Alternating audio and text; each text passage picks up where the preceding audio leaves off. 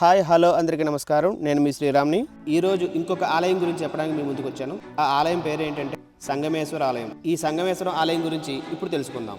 ఈ ఆలయం 14వ శతాబ్దంలో విజయనగర రాజుల కాలంలో నిర్మించినట్లు శిలాశాసనాలు చెబుతున్నాయి. ఈ ఆలయంలోని అందమైన శిలాకళలు చూడడానికి చాలా మనోహరంగా ఉన్నాయి. అసలు ఈ ఆలయానికి సంగమేశ్వర ఆలయం అనే పేరు ఎందుకు వచ్చిందంటే పాపాగ్ని, మొగమూరు నదులు సంగమం చెందే చోట వెలసిన ఈ ఈశ్వరుడు కనుక ఈ స్వామికి సంగమేశ్వరుడు అనే పేరు వచ్చింది. ఈ ఆలయంలో లింగమూర్తిని స్వయంగా అగస్త్య మహాముని ప్రతిష్ఠించినట్లు స్థల పురాణం బట్టి తెలుస్తుంది.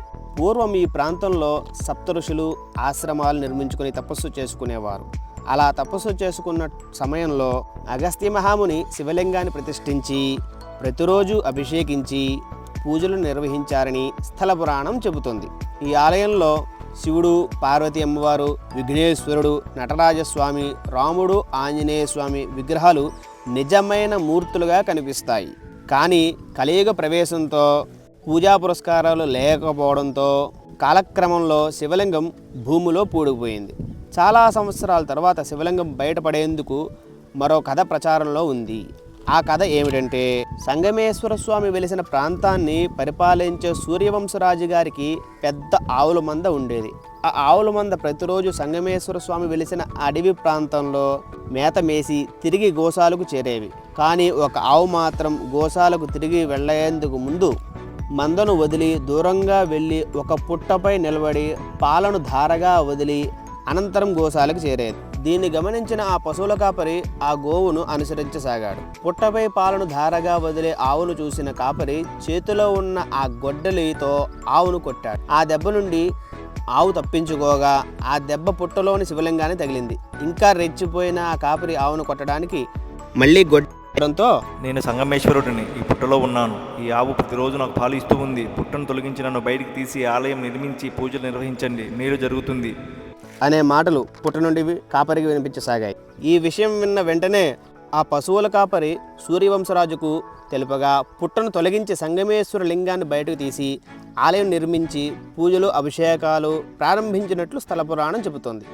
అప్పటి నుండి ఇప్పటి వరకు సంగమేశ్వరుడి పూజలు అభిషేకాలతో వైభవంగా ఉంది. ఎత్తైన కొండలు, గలగలా పారే నదులు, సుందర ప్రకృతి దృశ్యాల నడుమ సంగమేశ్వర ఆలయం ప్రాచీన కళావైభవానికి, అపురూప ఆధ్యాత్మిక సంపదకు అలవాలమైన అలలారుతుంది.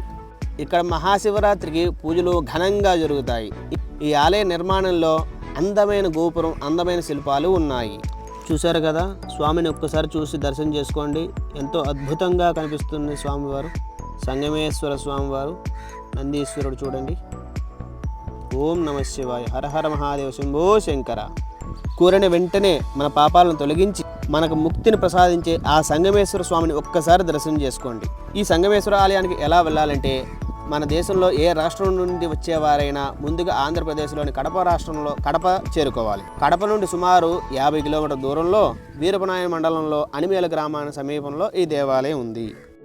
ప్లీజ్ ఫ్రెండ్స్, లైక్ చేయండి, సబ్స్క్రైబ్ చేసుకోండి, కామెంట్ చేయండి. ఇలా ఎన్నో ప్రాచీనమైనటువంటి దేవాలయాలు మీకు తెలియజేస్తాను.